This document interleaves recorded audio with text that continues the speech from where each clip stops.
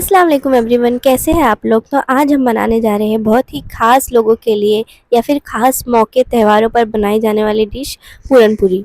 इसे बनाना बहुत ही फ़न है और मैंने आज इसे फ़र्स्ट टाइम बनाई थी और ये इतनी ज़्यादा परफेक्शन के साथ इतनी ज़्यादा लजीज बनी थी ना। तो मैं आप लोगों का आज अपना एक्सपीरियंस शो करूँगी और जो गलती मुझसे हुई मैं वो भी बताऊँगी ताकि आपको वो गलती ना करना पड़े। तो चलिए फिर फटाफट से स्टार्ट करते हैं।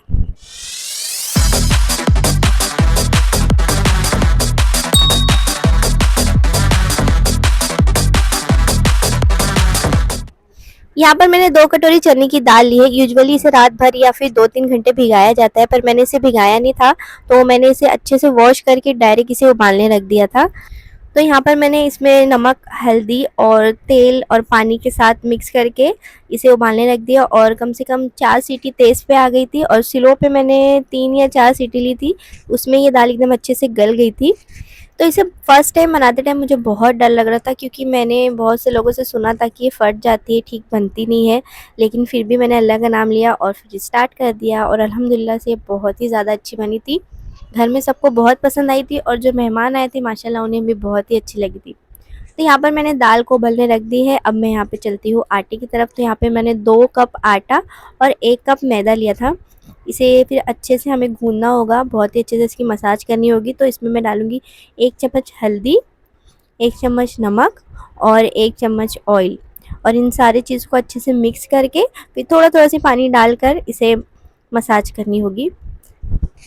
जो वीडियो में मैंने देखी थी उसमें था कि इसमें हल्का गुनगुना पानी से मसाज करना है, पर मैंने इसे नॉर्मल वाटर में ही मसाज की थी और ये अच्छे से हो भी गया था।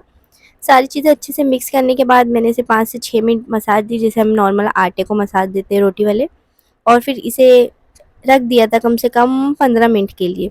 रेस्ट देने के वजह से क्या हुआ था, आटा जो है वो बहुत ज़्यादा सॉफ्ट हो गया था।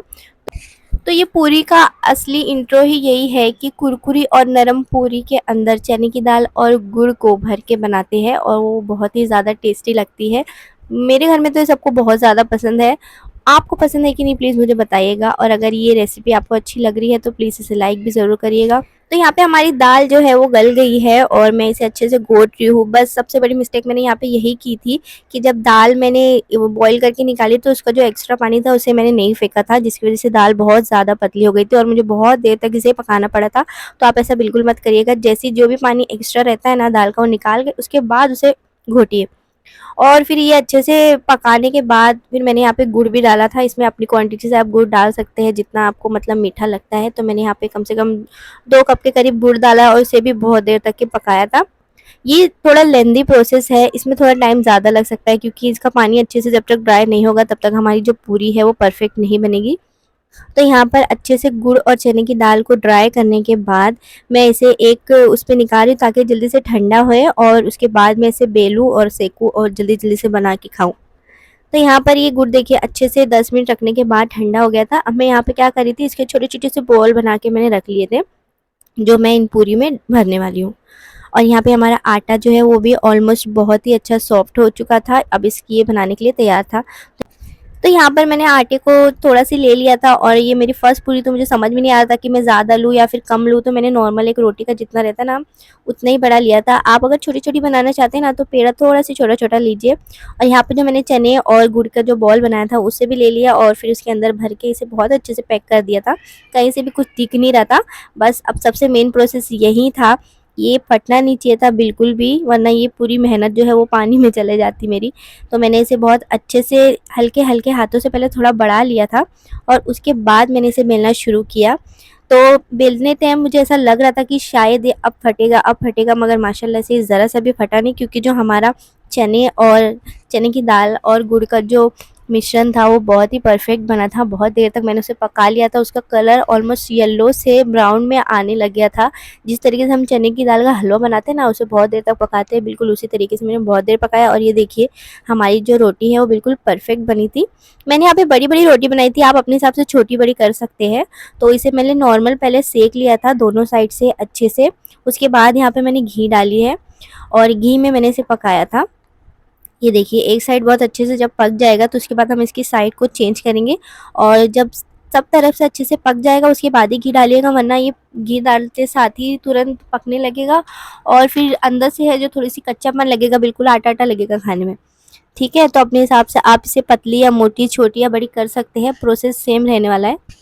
तो मैं इसे अच्छे से दोनों तरफ से सेक लूँगी और फिर उसके बाद यहाँ पर मैं डालूँगी घी या फिर तेल, आपको जिसमें पकाना है उसमें पका सकते हैं। तो यहाँ पर देखिए माशाल्लाह मेरी पूरी कितने अच्छे से फूल भी गई थी।